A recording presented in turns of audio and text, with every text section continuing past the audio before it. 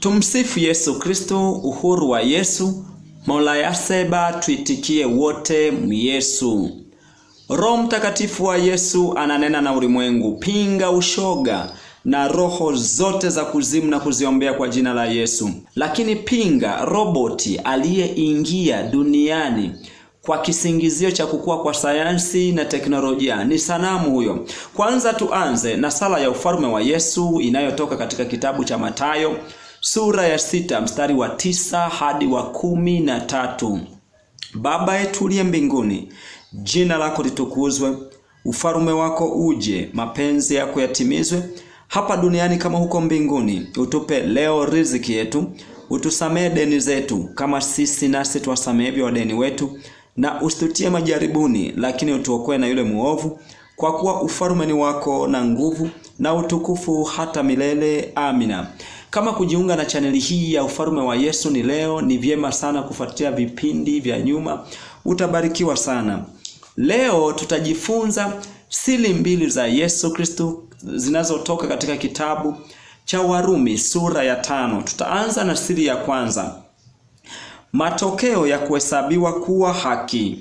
Basi tukisha kuhesabiwa haki tokayo katika imani, na muwe na amani kwa Mungu kwa njia ya Bwana wetu Yesu Kristo, ambaye kwa yeye tumepata kwa njia ya imani kuifikia neema hii ambayo mnasimama ndani yake, na kufurahi katika tumaini la utukufu wa Mungu. Wala si hivyo tu, ila na furaha katika dhiki pia, mkijua ya kuwa dhiki kazi yake ni kuleta saburi. Na kazi ya saburi ni uzabiti wa moyo, na kazi ya uzabiti wa moyo ni tumaini.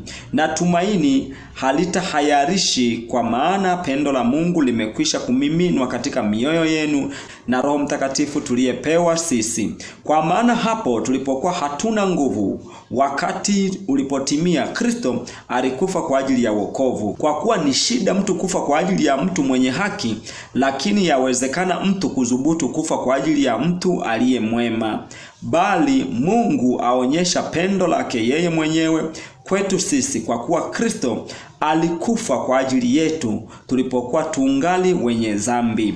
Basi zaidi sana tukiisha kuhesabiwa haki katika damu yake, tutaokolewa na ghadhabu kwa yeye. Kwa maana ikiwa tulipokuwa adui tulipatanishwa na Mungu kwa mauti ya mwana wake, zaidi sana baada ya kupatanishwa tuliokolewa katika uzima wake. Wala si hivyo tu, ila pia twajifurahisha katika Mungu kwa Bwana wetu Yesu Kristo, ambaye kwa yeye sasa tumeupokea huo upatanisho.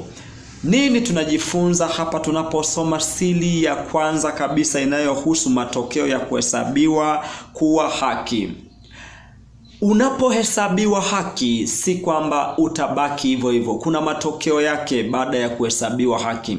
Na matokeo ya kwanza kabisa ni kupatanishwa na Mungu. Kumbuka hapo mwanzo Adamu alipofanya dhambi katika bustani ya Edeni, tulitengana na Mungu katika ulimwengu wa roho. Mungu akawa ananena nasi kupitia watumishi mbalimbali, na Roho alikuwa anakaa juu ya watu, sio ndani ya watu. Mungu ameenda mbele sana zaidi, mpaka akaja kaachilia mwana wa pekee ambaye alijifanya kama mwanadamu, ambaye ni Yesu Kristo, kuja kuokoa watu waliokuwa wameingia katika mateka ya dhambi chini ya ufalme wa giza kupitia shetani.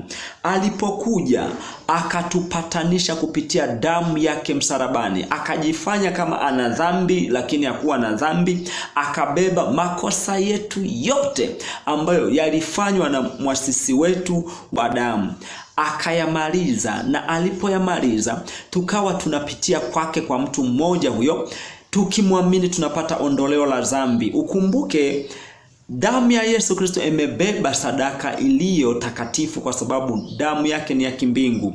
Tunaposema matokeo ya kuhesabiwa kuwa haki, maana yake tunapomwamini Yesu Kristo tunahesabiwa haki, na matokeo yake ni kupatanishwa na Mungu. Maana yake tunaondolewa kwenye hatia. Maana kwa mtu mmoja huyo tunahesabiwa haki, kwa maana yeye anakuwa kama mpatanishi wa nafsi zetu wote tunayemwamini. Ndiyo maana tunaposema matokeo ya kuhesabiwa haki, tunapata uzima wa milele, tunapata ondoleo la dhambi, tunapata kuishi maisha marefu ya umilele baada ya ufufuko. Lakini hata tunapokuwa duniani hapa tunapata tumaini la ufufuko, tunapata furaha, nafsi zetu zinaenjoy kwa sababu tunakuwa na Yesu ndani yetu, pamoja na dhiki zote, lakini tunakuwa tunafurahi ndani ya Yesu. Kwa hiyo hayo ndiyo matokeo ya kuhesabiwa haki. Haki inakuja na neema, haki inakuja na uzima wa milele, haki inakuja na ufalme wa Mungu, yani Mungu anatawala maisha yetu. Siri ya pili, Adamu na Kristo. Kwa hiyo kama kwa mtu mmoja dhambi iliingia ulimwenguni, na kwa dhambi hiyo mauti, na hivyo mauti ikawafikia watu wote kwa sababu wote wamefanya dhambi. Maana kabla ya sheria dhambi ilikuwamo ulimwenguni, lakini dhambi haihesabiwi isipokuwa sheria. Lakini mauti ilitawala tangu Adamu mpaka Musa, nayo iliwatawala hata wao wasiofanya dhambi ifananayo na kosa la Adamu, aliye mfano wake yeye atakayekuja. Lakini karama ile haikuwa kama lile kosa, kwa maana ikiwa kwa kukosa kwake yule mmoja wengi walikufa, zaidi sana neema ya Mungu na kipawa kilicho katika neema yake mwanadamu mmoja Yesu Kristo kimezidi kwa ajili ya wale wengi. Wala kadiri ya yule mtu mmoja aliyefanya dhambi, si kadri ya kile kipawa. Kwa maana hukumu ilikuja kwa njia ya mtu mmoja ikaleta adhabu, bali karama ya neema ilikuja kwa ajili ya makosa mengi ikaleta kuhesabiwa haki. Kwa maana ikiwa kwa kukosa mtu mmoja mauti ilitawala kwa sababu ya yule mmoja, zaidi sana wao wapokeao wingi wa neema na kile kipawa cha haki watatawala katika uzima kwa yule mmoja Yesu Kristo. Basi tena kama kwa kosa moja watu wote walihukumiwa adhabu, kadhalika kwa tendo moja la haki watu wote walihesabiwa haki yenye uzima. Kwa sababu kama kwa kuasi kwake mtu mmoja watu wengi waliingizwa katika hali ya wenye dhambi, kadhalika kwa kutii kwake mmoja watu wengi wameingizwa katika hali ya wenye haki. Lakini sheria iliingia ili kosa lile liwe kubwa sana, na dhambi ilipozidi neema ilikuwa nyingi zaidi, ili kwamba kama vile dhambi ilivyotawala katika mauti, vivyo hivyo kwa njia ya haki neema itawale hata uzima wa milele kwa Yesu Kristo Bwana wetu. Nini tunapata fundisho kati ya Adamu na Kristo tunaposoma siri hii ya pili? Adamu alipewa neema na Mungu akaumbwa, lakini ni chanzo cha laana na mateso hapa duniani. Yesu tunapomsoma tunasema ni chanzo cha neema na baraka hapa duniani. Baada ya dhambi kuingia kupitia Adamu, tukapata laana watu wote duniani bila kujali una dini, huna dini. Mungu alipopanga mkakati wa kutuponya tena, akamtuma Yesu Kristo akajifanya kama mwanadamu. Alishuka katika umbo la mwili, lakini kwa uwezo wa Roho Mtakatifu akaja mtu mwenye haki, mwenye asili ya uraia wa mbinguni, naye alikuwa mfalme. Akajifanya kama mwana, lakini akajifanya kama maskini, akajifanya hana chochote, mnyonge. Akaja akatulipia deni ili kwamba tuhesabiwe haki, ili tupate kuishi uzima wa milele ambao toka mwanzo Mungu alituahidia.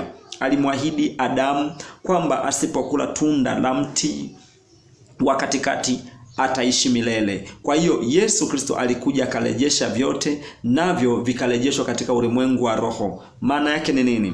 Tunaposoma Adamu alileta dhambi. Tunapomsoma Yesu Kristo alileta neema. Pasipo Yesu Kristo manaka hatuwezi kuokolewa. Ndiyo maana tunakaza mwendo kuhubiri injili ya Yesu Kristo ili watu wapate kumwamini, ili wapate kuondolewa dhambi ya asili iliyoingia katika bustani ya Edeni, ikaleta utengano sisi na Mungu, tukawa tumetengana.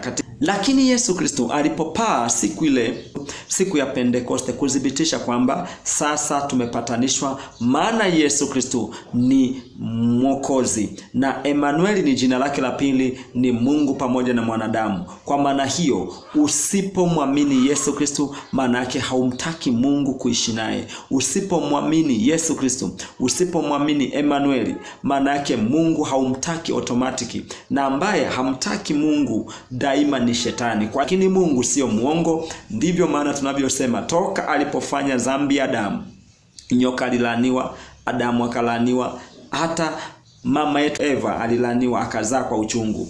Ile laana ipo mpaka leo tunaishuhudia. Maana yake ilikuja kuondolewa na Yesu Kristo, na wale waliomwamini Yesu Kristo mpaka sasa hivi wameshaondolewa hiyo laana.